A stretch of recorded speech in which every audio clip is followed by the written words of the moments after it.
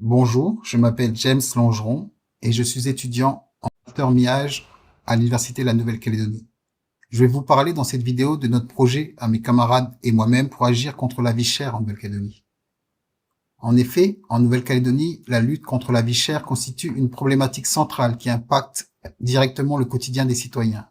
Dans ce contexte, la transparence et la compréhension des prix deviennent des leviers essentiels pour améliorer la qualité de vie des Calédoniens. Grâce à l'open data et en particulier aux données publiques mises à disposition par la plateforme PRINC, il est désormais possible d'exploiter ces informations pour identifier automatiquement des anomalies de prix ou proposer des alternatives plus économiques et nutritives aux consommateurs. Cette présentation s'inscrit précisément dans cette dynamique. Montrer comment la technologie peut se mettre au service du bien commun et avoir un impact positif tangible pour tous les Calédoniens. J'ai travaillé sur deux projets, la détection d'anomalies de prix avec Camins et la détection de fausses promotions. La détection de fausses promotions n'étant pas finalisée par manque de données, je vais me concentrer dans cette présentation sur la détection d'anomalies de prix avec Camins. Nous nous retrouvons sur mon notebook Kaggle. Je rappelle l'objectif. L'objectif est de faire la détection d'anomalies de prix via la méthode Camins. Avant de continuer, nous allons préciser quelques définitions. Alors, qu'est-ce que Kaggle?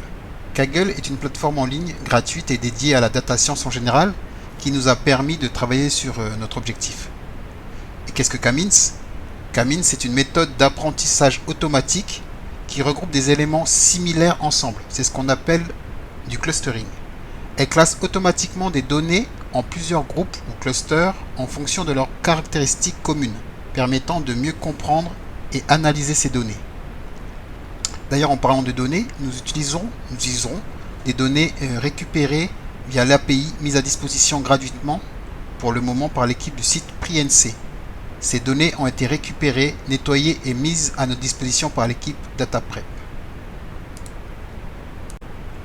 Je vais vous présenter via ce Kaggle mon cheminement au travers de ce travail qui s'est passé en plusieurs temps. Un premier temps où je tâtonne et je fais des choix de mise en pratique de la méthode Camins par défaut, on va dire. Ensuite, un second temps où je me demande comment améliorer ces choix et la méthodologie imaginée et mise en pratique pour avoir une meilleure détection d'anomalies. Et enfin, une troisième partie où, après avoir reçu des conseils, des remarques de professionnels spécialistes de la data science, une troisième partie où j'essaie d'améliorer encore cette méthode et les résultats que j'ai eus.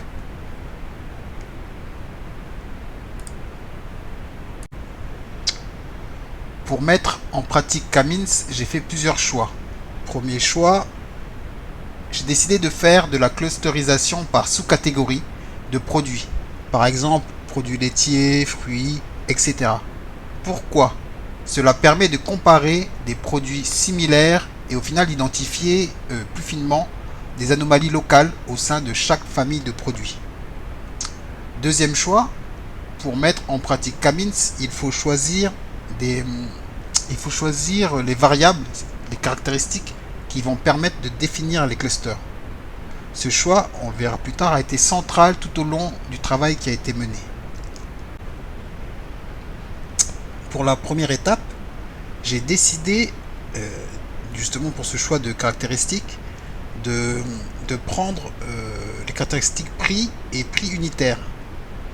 Pourquoi? Je sentais très bien que prix et prix unitaire allaient être des variables très importantes dans la détection d'anomalies de prix, ce qui est logique.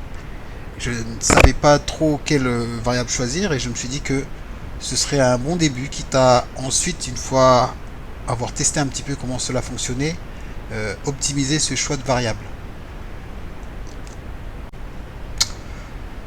Voici les étapes de mon notebook. Dans un premier temps, j'ai fait l'import des bibliothèques nécessaires. J'ai regardé rapidement un petit peu les colonnes que j'avais dans mes données, ce que j'avais dans mes données, et ensuite j'ai fait une vue. Tout ça basé sur les données mises à disposition par l'équipe DataPrep. Ensuite, j'ai préparé les données pour la clusterisation, donc en supprimant les données qui étaient manquantes, négatives, etc. J'ai fait, alors à ce moment-là de mon travail, j'ai séparé ces données-là en données en variables pardon, numériques et variables catégorielles. On verra après qu'en fait, déjà là, c'était pas super. Puis ensuite, j'ai encodé les données, les variables catégorielles. Et voilà, à ce moment-là, mes données étaient prêtes à ma clusterisation. Et ensuite, voilà, je suis passé donc à la clusterisation. L'idée, c'était donc par sous-secteur de faire tourner la méthodologie K-means. J'ai utilisé donc donc du coup une méthode avec des méthodes, des algos qui existent déjà, que ce soit pour la détection du nombre de clusters pour chaque sous-secteur optimal ou pour la clusterisation en elle-même. Et à la fin, ça m'a donné des données qui ont été clusterisées par groupe. Ces groupes vont nous permettre de définir les potentielles anomalies. Alors comment ça fonctionne? L'idée est assez simple. Dans chaque groupe, on regarde les observations, les points qui sont très éloignés, on va dire, de la moyenne des observations. Et tous ces points vont nous donner des anomalies. Que l'on suspecte des anomalies. J'ai donc décidé de prendre seulement 1% des plus éloignés, avec un seuil de la percentile de 99. Ensuite, donc voilà le code. Je travaille en fait pour pouvoir ensuite vérifier si ces points sont bien des anomalies. Je calcule l'écart par rapport à la moyenne et avec un certain nombre d'autres indicateurs, et ensuite à la fin j'obtiens donc cette liste de potentielles anomalies. Cela nous donne des résultats que l'on visualise notamment sur la carte ci-dessous. Donc voilà, déjà des résultats intéressants. Par exemple, on peut voir par là, en survolant comme ça, qu'on a un certain nombre de cas. Par exemple ici, on a un prix observé de 4995 francs, alors que le prix moyen est de 4235 francs. Voilà. Et donc ça, c'est une potentielle anomalie.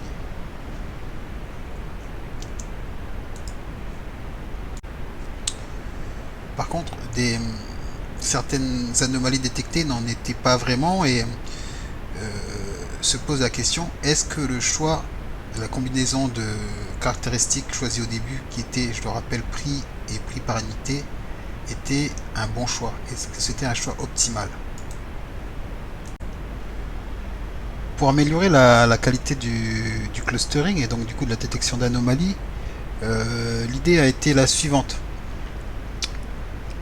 Toute simple, ça a été de tester toutes les combinaisons de variables possibles en tout cas, et pour ce faire, pour les tester, il a fallu définir des indicateurs de qualité du clustering. Alors il y a des indicateurs qui existent, je ne vais pas les citer, mais Silhouette Score, David, etc., qui existent dans la littérature, et j'ai rajouté à ces métriques, ces indicateurs, des indicateurs d'efficacité pour la détection d'anomalies, c'est-à-dire au final l'écart moyen entre le prix des anomalies et les prix des produits du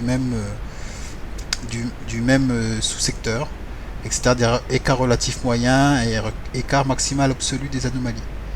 Une fois que j'ai eu défini ces indicateurs, l'idée a été de faire tourner dans un premier temps le clustering sur chacune de ces des combinaisons qui existent, et de tester ensuite le résultat via les métriques qui ont été définies auparavant. Après avoir redéfini un petit peu les variables et notamment leurs caractéristiques, voilà, en fait au final c'est prix et prix par unité qui sont des variables numériques, ensuite des variables booléennes, c'est promotion, et ces variables là sont des variables catégorielles. Après avoir fait cela, je vais passer rapidement sur le code, mais l'idée est donc de faire la fonction et de la faire tourner pour avoir le résultat pour toutes les combinaisons savoir un petit peu avoir les différents indicateurs. Et au final, on arrive à on a ces résultats-là. En les triant par l'écart moyen de prix anomalie, c'est-à-dire un petit peu l'indicateur de on va dire d'une bonne détection d'anomalie, on arrive sur ces résultats-ci. Voilà. Au final, après avoir vu tous ces résultats, là je rappelle un petit peu les étapes.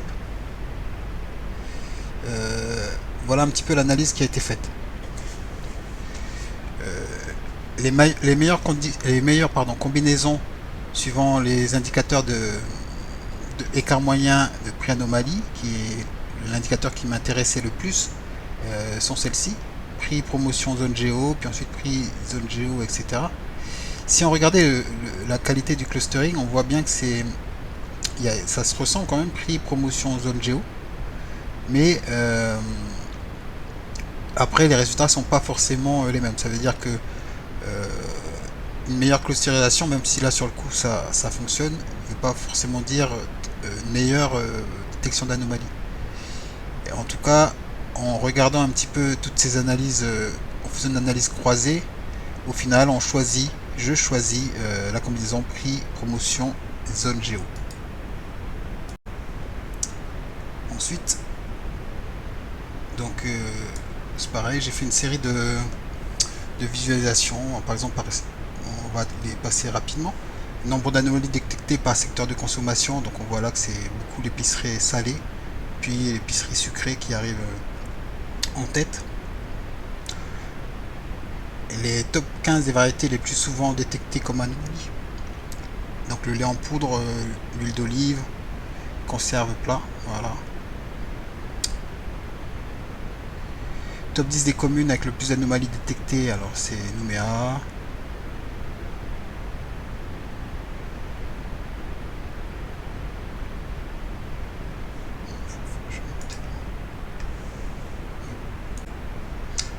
À partir de là, la méthode est quasiment la même.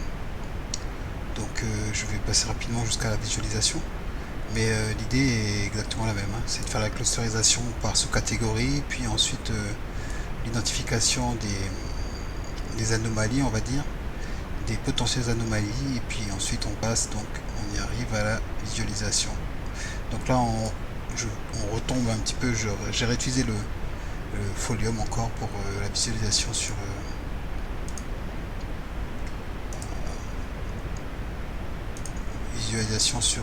une carte. Donc voilà. Alors, on voit encore que là par exemple pour ce produit, un sirop bigalé, le prix observé 1700 au lieu de prix moyen 1579. Donc on trouve encore des anomalies qui sont pas forcément énormes, mais qui sont soit plus grandes ou plus petites que le prix moyen, qui donc là était de qui était de 1500, je l'ai perdu, 1599. J'ai continué avec un certain nombre de visualisations. Alors, le premier est un nombre d'anomalies par secteur de consommation. Alors, on voit que épicerie sucrée et salée sont loin devant. Voilà, boissons, hygiène et beauté, etc. Ensuite, un top 15 des variétés les plus souvent détectées comme anomalies. Huile d'olive, lait en poudre. Je continue, hein. Les communes avec le plus d'anomalies détectées. Alors, évidemment, Nouméa, on trouve aussi Koné, Poindimier, Païta. Voilà. Le top 10 des anomalies les plus marquées. Donc là, on voit qu'il y a aussi des jeux, du poisson, donc Lego encore qui revient dans 3 magasins différents. Donc c'est intéressant à voir.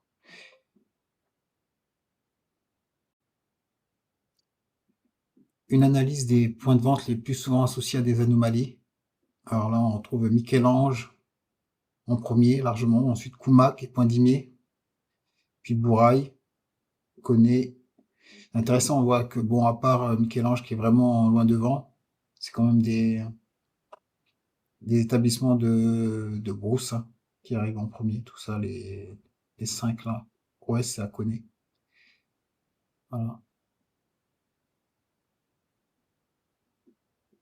Puis une analyse des anomalies extrêmes. Alors là, l'idée, c'était d'obtenir de créer une liste en mode texte qui pourrait être utilisée plus tard dans un autre, comment dirais-je, qu'on pourrait imaginer donner sur un site ou voilà. Il y a vraiment pas mal d'utilisation de ce genre de choses avec voilà un exemple.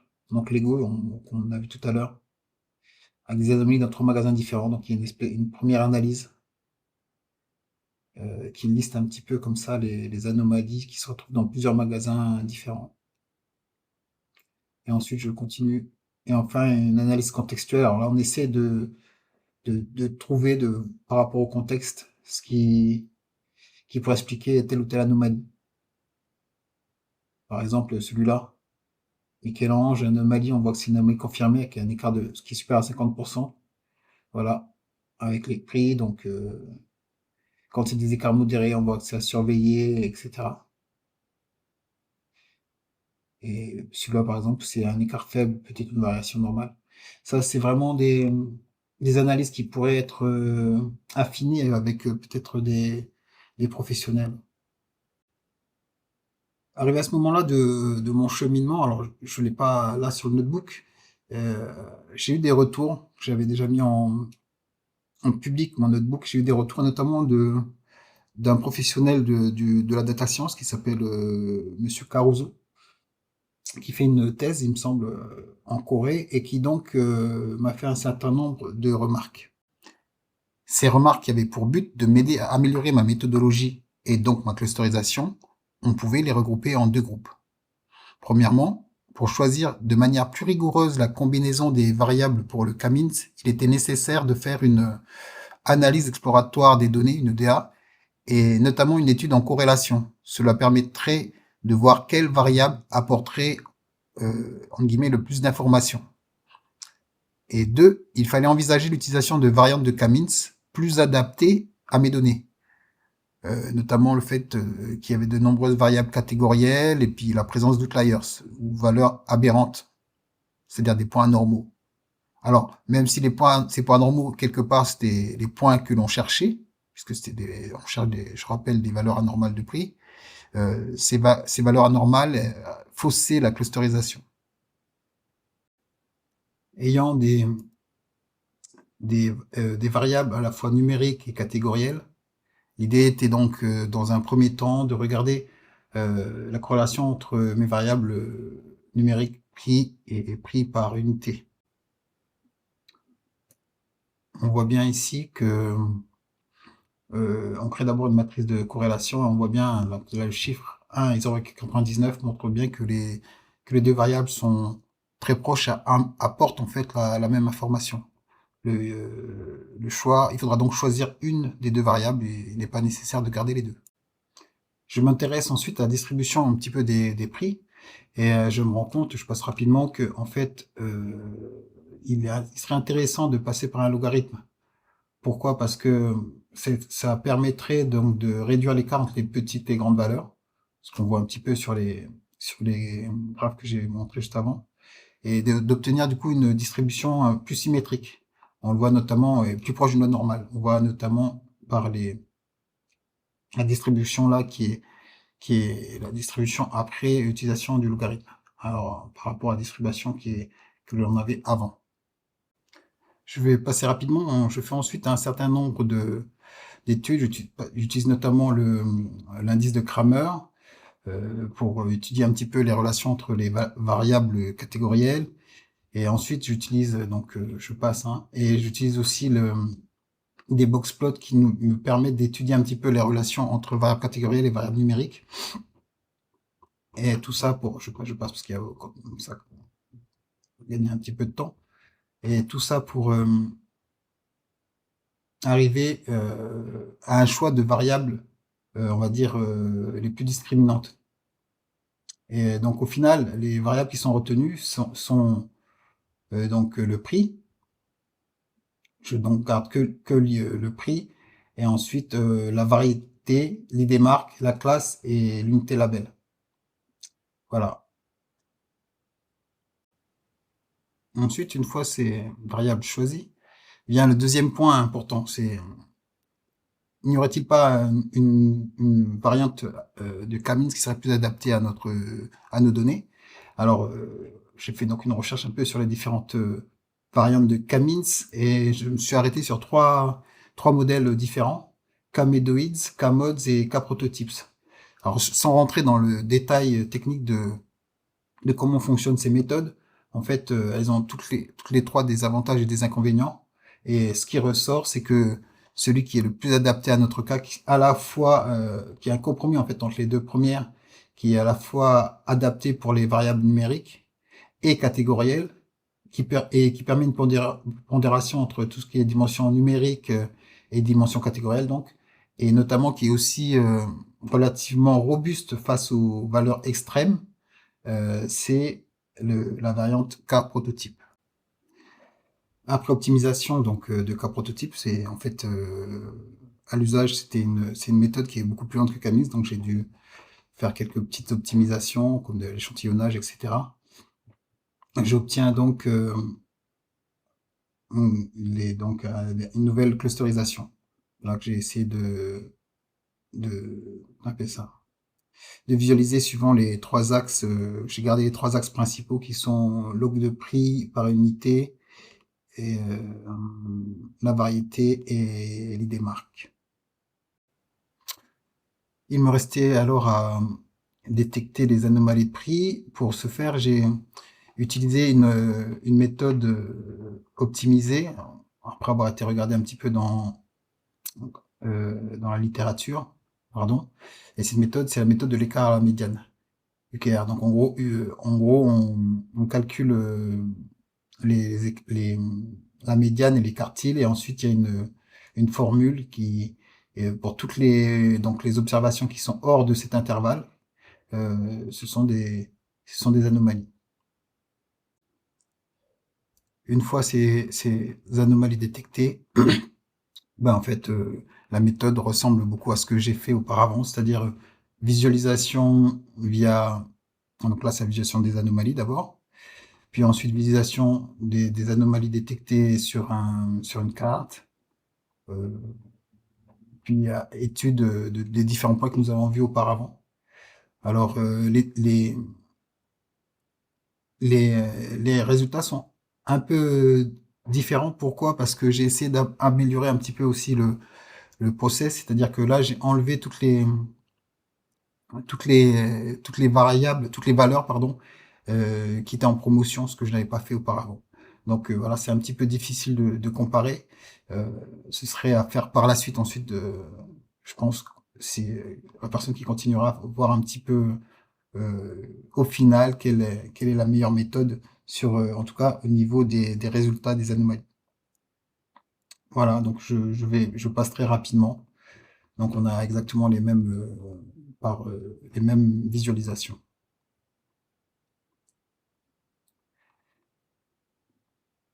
Donc pour conclure, ce travail a été pour moi vraiment très très intéressant au point de vue apprentissage et échange avec des professionnels notamment. Bien qu'il reste encore du travail, notamment encore en partenariat avec ces professionnels, pardon, du machine learning, c'est un travail qui permet déjà d'avoir un pipeline avancé de détection d'anomalies de prix. Ce travail permet déjà de cibler les véritables anomalies de prix, de dresser une cartographie des produits, magasins et communes les plus fréquemment associés à des anomalies de prix, ce qui pointe un certain nombre de choses comme des problématiques de saisie ou de qualité des données et des problématiques de variation structurelle ou territoriale de prix. Il y a de nombreuses pistes d'amélioration de travaux futurs. Donc déjà, comme je l'ai dit auparavant, finaliser avec peut-être des allers-retours avec des professionnels de la data science, le travail qui a déjà été fourni. Prendre en compte tout ce qui est temporel, c'est-à-dire là, on a des données historisées depuis peu, donc voir un petit peu s'il y a des évolutions soudaines, des tendances anormales, etc. Euh, Essayer de croiser la méthode Camins avec d'autres méthodes comme isolation forest, XGBoost, autoencodeur, etc., etc. Euh, voilà, il y a peut-être l'utiliser dans pour d'autres sujets qui sont connexes. En tout cas, je voudrais profiter de ce moment pour remercier tous ceux qui j'ai travaillé, que ce soit mes collègues de la Data House, c'est-à-dire Ayman Loupin et David Bergès, que ce soit mes collègues de la Data Prep, qui nous ont permis de pouvoir faire ce travail avec des données propres et préparées pour nous. Et enfin, Monsieur Salès, qui nous a toujours été d'un bon conseil, qui nous a donné les outils et nous a montré comment travailler et donc avoir des résultats intéressants sur des sujets vraiment passionnants. Voilà.